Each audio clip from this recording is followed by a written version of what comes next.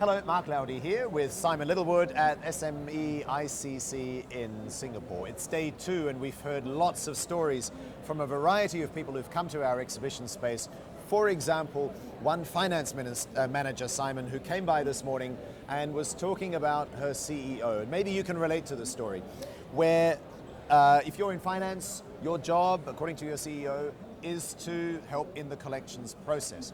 But your boss isn't making it any easier, because every time you talk to your customer about paying their invoices on time, the boss goes around the back and says to the customer, it's okay, you can pay me whenever you want, and then in essence says, you shouldn't be chasing for payment because they're our customers. What do you do with a boss like that who's undermining the very process that he should be supporting? Well, I mean, the first thing is that there's going to be consequences.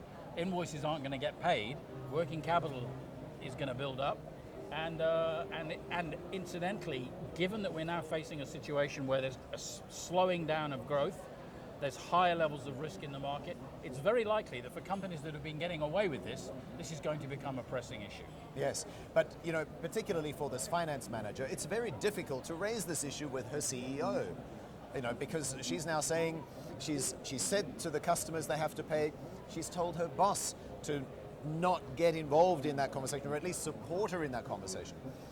If he's still not going to listen, what can you do? Well, she can't be held responsible for outcomes. We've talked about this repeatedly. A company has to present one face to the customer. What happens if they don't? Just refresh. Well, at the end of the day, they'll suffer. They'll suffer the consequences of late payment, and to be honest, you don't look professional. If your finance guy is saying one thing and the CEO is saying something else, you look like a company that isn't entirely organized. Doesn't have it together. No.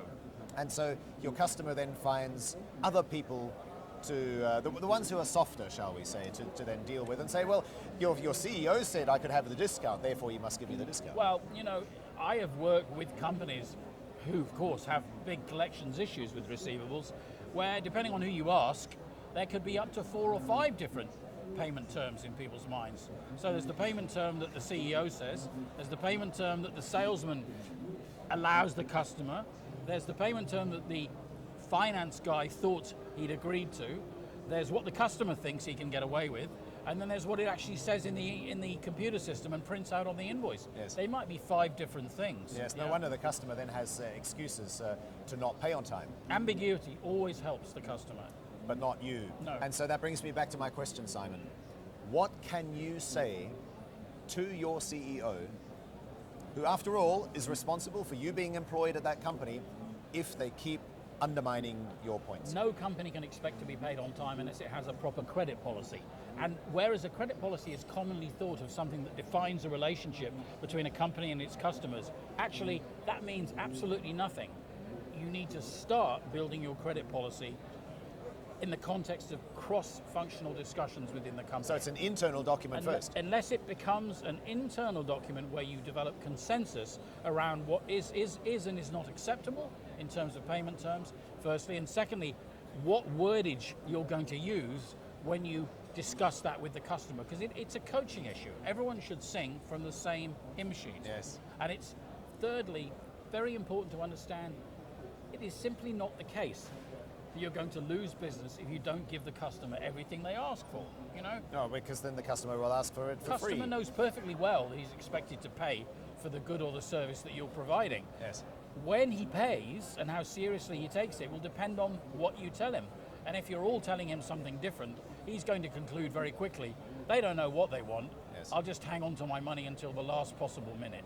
Well, we had one other visitor here to the Riabu exhibition stand at SME ICC who was talking about a different company, but was talking about the CEO undercutting the pricing of the salesperson. So unlike that first example where the CEO was undermining the collections process, in this case, the CEO was offering prices at a discount to what the salesperson had negotiated. Yeah, I mean, that's a fundamental misunderstanding of the role of sales. What is the role of a professional salesman? To sell. It is maximizing the margin. That is, presenting a good or a service in a way that it is clearly perceived as differentiated, that is superior to what other people are offering or different in some fundamental way, in order to be able to charge a premium for it. If you can't do that, you're not a salesman. Yes. If your first conversation as a salesman is the cheapest I can do it for is X, and by the way, this is by no means uncommon, then you're not really a salesman. Yes. You're just an order taker.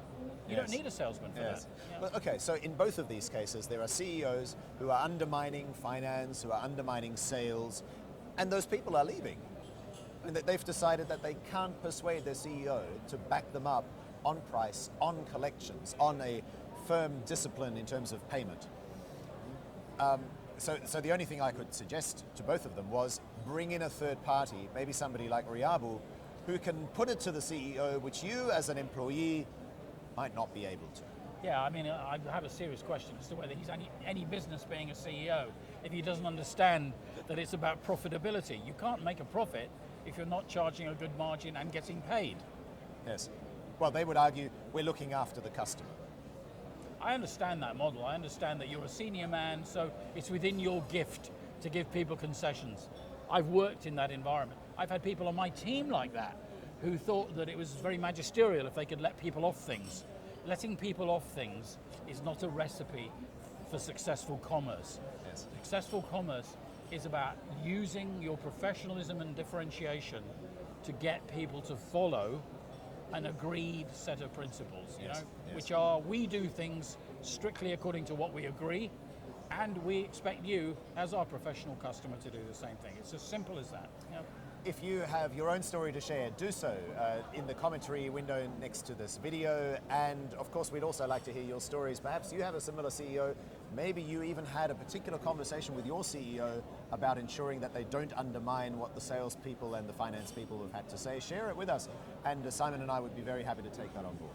We would.